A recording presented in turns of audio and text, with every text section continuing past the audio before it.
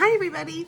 Thanks to Tony for letting me read you guys an excerpt from the Cairo Curse. That is a February release, but I think it's out in digital format on Amazon early, so if you want to sneak a peek, you can. This is the second book. The first is The Mistletoe Countess, but this can be read as a standalone. I'm starting at a part where Frederick and Grace, Lord and Lady Astley, enter Shepherd's Hotel in Cairo, Egypt, and they start meeting some of the characters that are going to play a part in this mystery. Here we go. Oh, and I'm going to try to do the accents. Grace pulled her gaze from the woman wearing the pith helmet and fixed her attention on the lady walking toward her from the grand staircase. And lady was the only way to describe the woman. She exuded elegance from the crown of her raven hair to the tip of her slippered feet. Grace wasn't well learned in fashion yet, but the gown the woman wore cradled the woman's form in pale blue and held such delicate white embroidery along each shoulder and down the front of the gown. It reminded Grace of starlight. Not to flatter herself, of course, but Grace felt certain she could wear such a frock quite well, and since Egypt stayed warm most of the time, she wouldn't have to worry so much about making the style match the season. Frederick, the woman held out her hands, her smile blooming wide. It's been too long. It has, Georgia. He took her hands, his dark gaze searching the woman's face.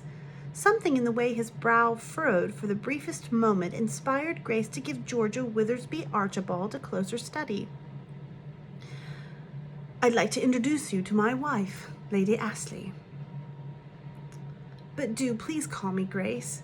It sounds so much friendlier than Lady Astley. Grace offered the woman a broad smile, but noted the lines at the edges of the woman's eyes.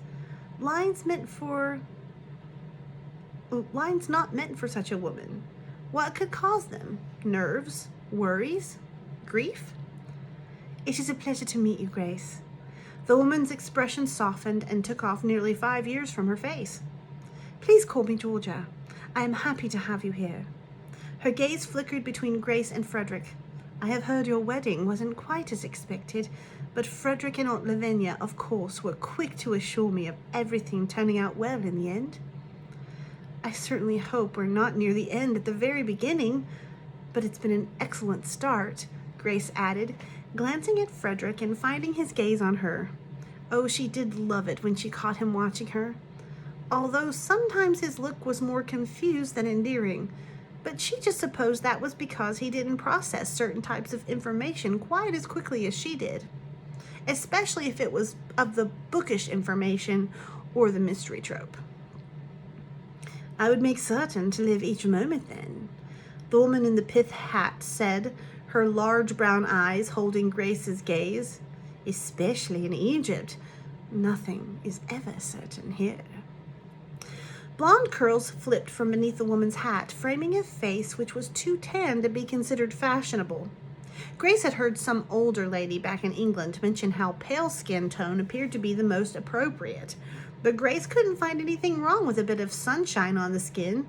If she didn't burn like a baby herself, she'd have appreciated a little additional glow in her cheeks, especially since she never remembered to apply rouge, and evidently that was fashionable too. She held in a sigh. Why did everything have to relate to fashion? It was exhausting. This is Amelia Sinclair, Georgia offered, gesturing toward the woman in the hat. She is one of our archaeologist's assistants and the resident artist for the dig. An artist for the digs?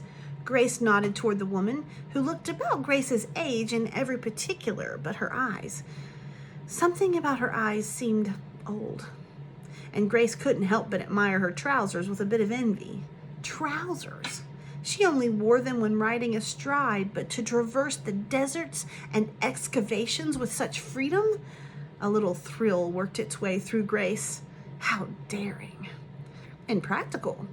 But fashion didn't seem to prefer practical either. The best archaeological digs ought to have an artist, Georgia answered, sending a look to Amelia that didn't look as pleasant as the one she'd sent to Grace.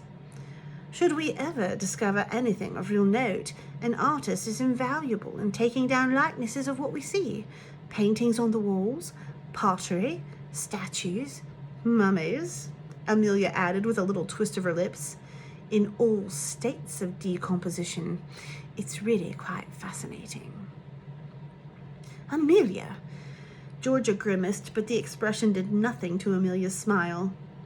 I am sorry for her manners. She's lived most of her life in Egypt with men.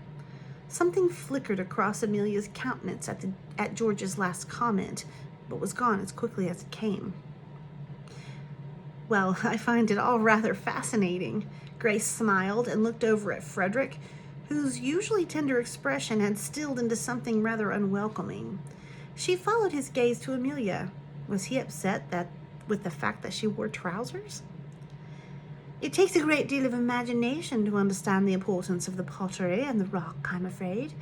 Amelia's gaze sliced in George's direction before turning back to Grace and Frederick. But I feel the two of you will bring ample imagination while you're here, and we could desperately do with a bit of imagination. Her attention settled on Frederick in a way that turned Grace's stomach. New friends are always welcome. Grace's attention flickered from Miss Sinclair to Frederick and back. Grace hadn't experienced true jealousy before. Perhaps once when her beloved dog chose to go for a walk with Lilius instead of herself, but that flicker of emotion was nothing like the sudden rush of heat rising into her chest at the moment. It wasn't anything like what she imagined from Catherine or Heathcliff in Wuthering Heights, but there was a distinct desire to poke Miss Sinclair's eyes out. There you have it, guys. A little excerpt. I can't wait to hear what you think of Freddie and Grace's next adventure.